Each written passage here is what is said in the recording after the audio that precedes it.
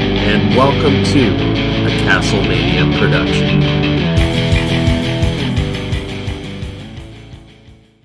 CastleMania?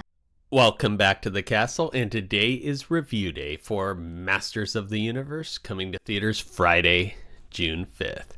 And I have to tell you, this is the movie I've been waiting for since I was 6 years old at the drive-in theater for Masters of the Universe in 1987. And much love to the 87 film. This is the one we wanted when we were kids, and we're getting it. So right off the top, I give this one a 9 out of 10, and I'll explain why, starting with the set. The set for me, in the way that I've thought about it as it's been sitting with me since the premiere, it's like the Wizard of Oz. It's like when Dorothy opens the door and steps into that colorful, wonderful world of Oz. You feel like she's there, and that moment hits you hard, right?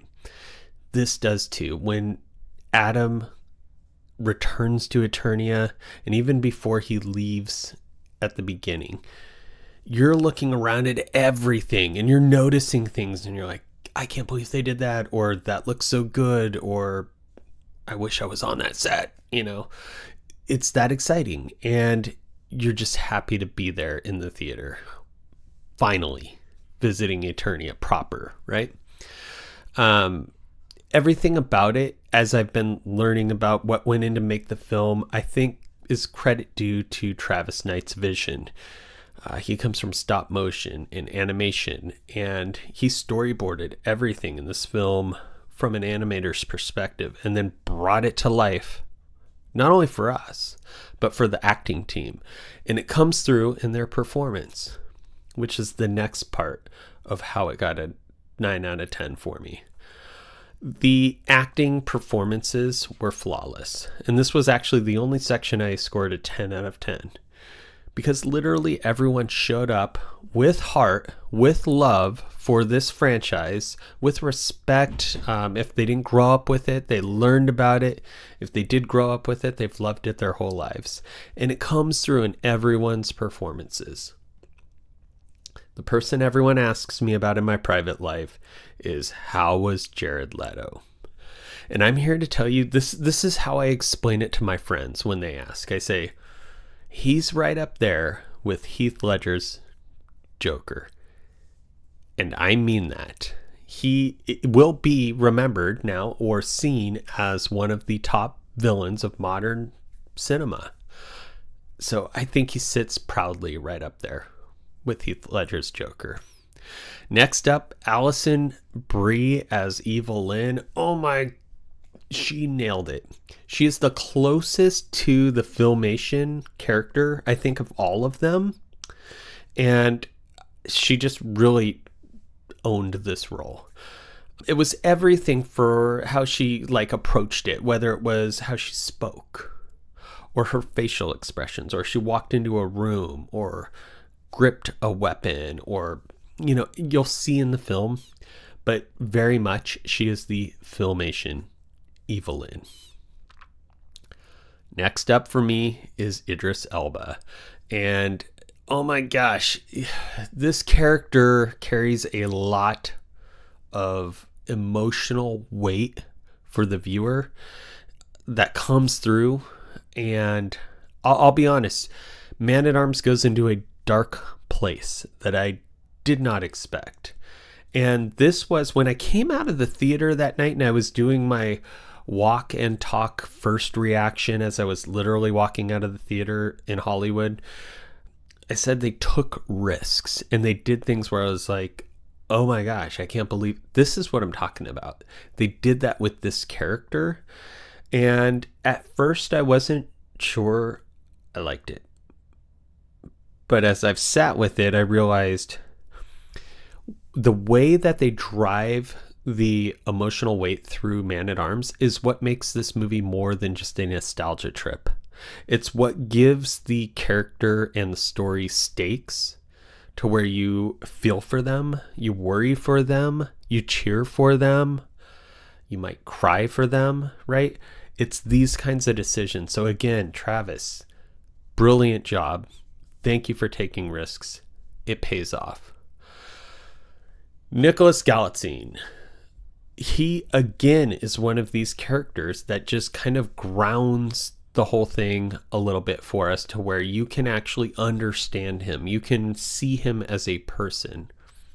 He is a human being. He is sent to Earth, right? And we know this because at the beginning, this is in the previews, at the beginning of the film, Eternia is attacked and Prince Adam is sent away for safety. So he doesn't grow up with the benefit of training with the Royal Guard and learning how to fight like Tila. And just because he raises aloft the power sword and commands the power of Grayskull doesn't mean that he's suddenly like Neo in the Matrix downloading Kung Fu and stuff like this. He doesn't just automatically know how to fight. He is instead an enhanced version of himself.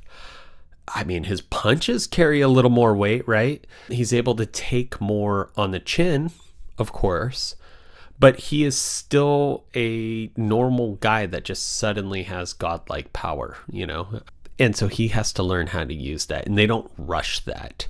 It, again, feels natural and relatable. All right, Trapjaw.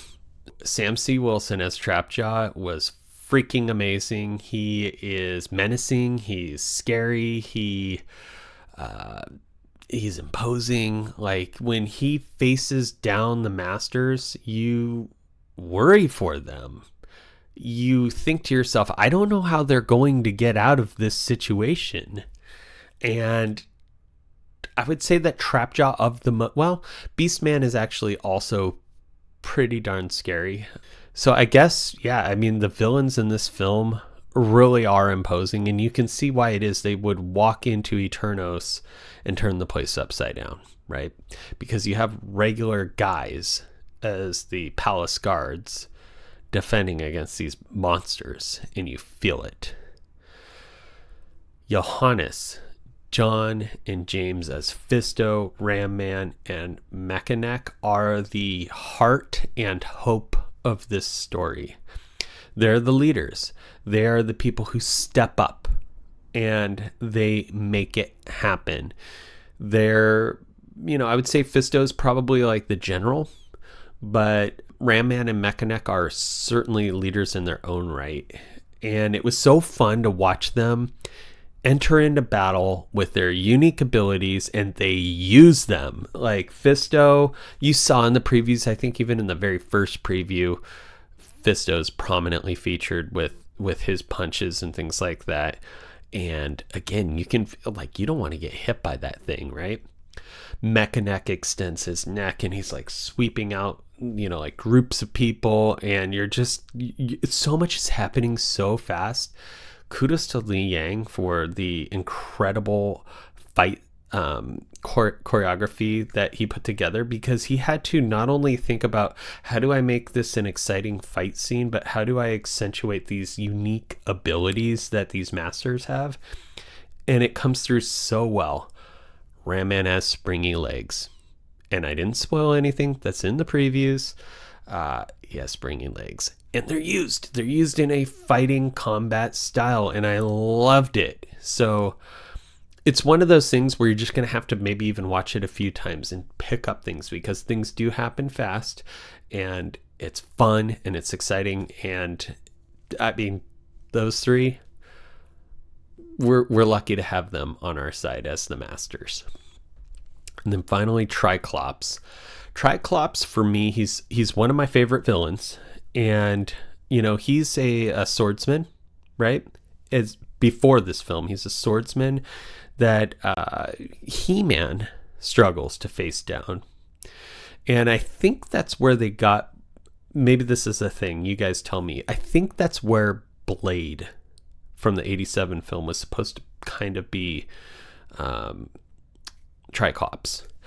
Well, in this one, he is different. He is a marksman. He is a sniper, right? And he's a calculating, cold sniper from a distance. Everything he does is he just takes the shot. He doesn't he doesn't hesitate. And yeah, he's just a stone cold kind of psycho, I guess, right? And I think that's done on purpose. I'm excited to see where Travis takes Triclops in the next film. God willing, we get another film.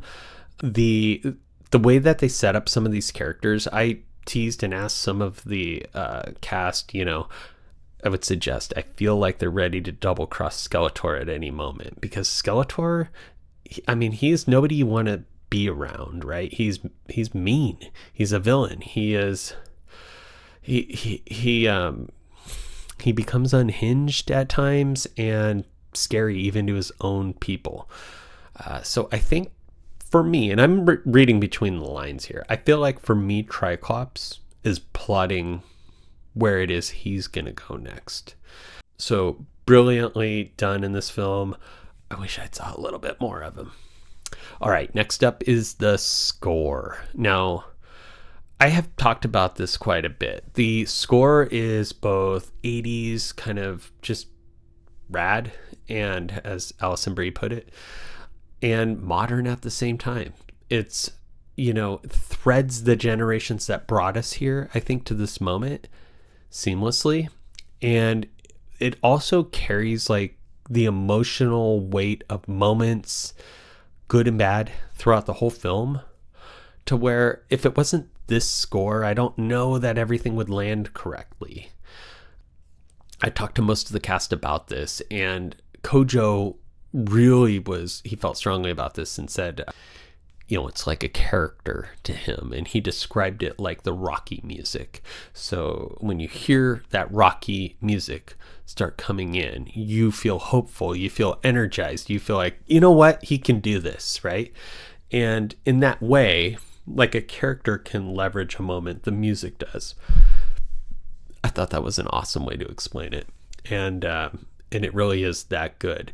When I asked Travis about this, he told me that a touchstone for him was the Flash Gordon from, I guess, the 70s, and that was scored by Queen, and that he joked with Pemberton about how not enough movies these days have ripping guitar solos. I'll take his word on that because I didn't grow up with Flash Gordon, but it sounds like I need to go back and have a look. So again, brilliantly done. Loved it. What's the story about without spoilers? Well, I would say that the story is about finding the best version of yourself. But in this movie, while they do that, or they endeavor to do that, right, each individual character does, often they're finding better versions of themselves than I think any of us thought. But at the same time, they're not perfect, and the movie's honest about that too. And again, I think it's that kind of storytelling that pushes past just sheer nostalgia into, you care about this world, you care about these people, you care about where the story's going, and you want to see more. And it's because of that honesty in the characters. Travis Knight did what he does best. He, if you haven't seen Bumblebee, go watch Bumblebee. It's my favorite of the Transformer movies by far. And I think it's because he respects the source material, but he knows how to give the characters emotional stakes so that the story feels real, even though it's in a fantastic environment, right? All right, so what are my critical takes? I only have a few, but I do have some. And I guess the main one for me is some of the humor was, it surrounded the names of the characters. So Fisto and Ram Man jokes happen, and probably a couple times too many. I get that, people want to tell a story or make a film so that the grown-ups in the room have something to laugh at and enjoy that will fly over the heads of the kids.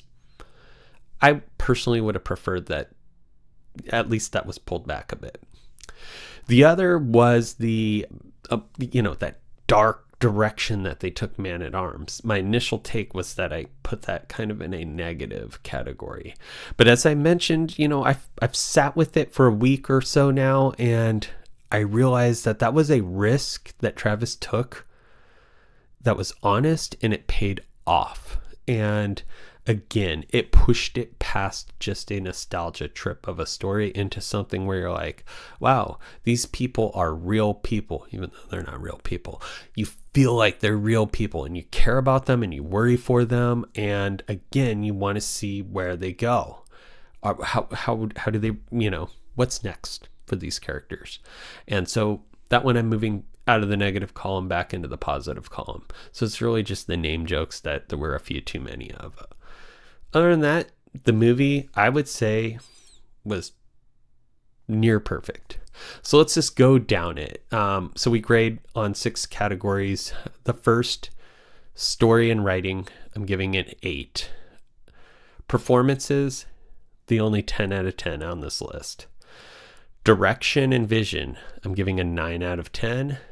Visual craft, 9.5 out of 10. Sound and score, 9.5 out of 10. Entertainment value, 9. Overall score, 9 out of 10. Again, this is the movie I wanted to see when I was 6 years old at the drive-in theaters. If you are like me and you wanted this magical world of Eternia, you wanted to see talking cats and men with springing legs and Trapjaw with his transforming arm and all, then this is the movie for you. Go see it this weekend. We'll follow up with you on the other side of the weekend, early next week, with a full breakdown with spoilers. We'll just go through it together. And until then, we'll see you at the castle.